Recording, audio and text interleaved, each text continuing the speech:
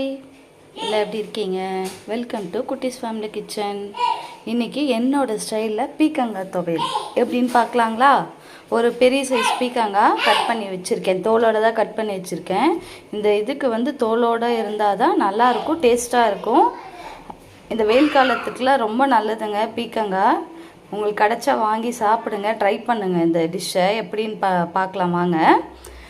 காரத்துக்கு ஏற்ற காஞ்ச மிளகா, உளுத்தம்பருப்பு, துவரம்பருப்பு, கடலப்பருப்பு, 4 பல் பூண்டு, சின்ன லெமன் சைஸில் புளி. இப்போ எப்படி பண்ணலான்னு பார்க்கலாங்களா? வாங்க வீடியோக்குள்ளே போகலாம்.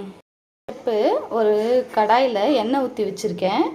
ஒன்று போடலாம். காஞ்ச மிளகா, பூண்டு, இதை மட்டும் ஃபஸ்ட்டு கொஞ்சம் செவக்க வறுத்துக்கலாம்.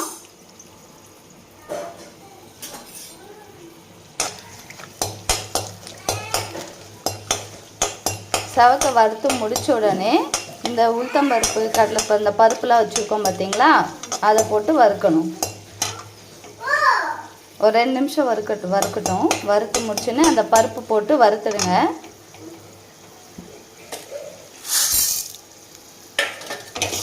இது கொஞ்சம் செவக்கணும். செவந்து முடிச்சோடனே பீக்கங்காய் போட்டு நல்லா வறுக்கணும். வறுத்து முடிச்சு கடைசியில் தாங்க புளியை போட்டு வறுக்கணும். ஃபஸ்ட்லேயே போட்டுறாதீங்க, ஏன்னா கருகிடும். கருகுனா டேஸ்ட்டு மாறிடும். எப்படி இருக்குதுன்னு நான் உங்களுக்கு வறுத்து முடிச்சோன்னே காமிக்கிறேன். பாருங்கள் எந்த அளவுக்கு வதங்கியிருக்கு. அதே மாதிரி கருகவும் கூடாது. புளியும் சேர்த்துட்டேன், காயும் வெந்து இருக்குது பாருங்கள். பருப்பும் கருகலை, கருகவும் கூடாது, ஆனால் வெந்து இருக்கணும். இந்த அளவுக்கு வதங்கியுடனே மிக்சியில் அரைச்சிட்டு உங்கள்கிட்ட காமிக்கிறேன் எப்படி இருக்குன்னு. பாருங்கள் பீக்கங்காய் துவையல் என்னோடய ஸ்டைலில் ரெடி ஆகிடுச்சு. கண்டிப்பாக செஞ்சு பாருங்கள் வீட்டில், செம்ம டேஸ்ட்டாக இருக்கும். பாய், நெக்ஸ்ட் வீடியோவில் பார்க்கலாம்.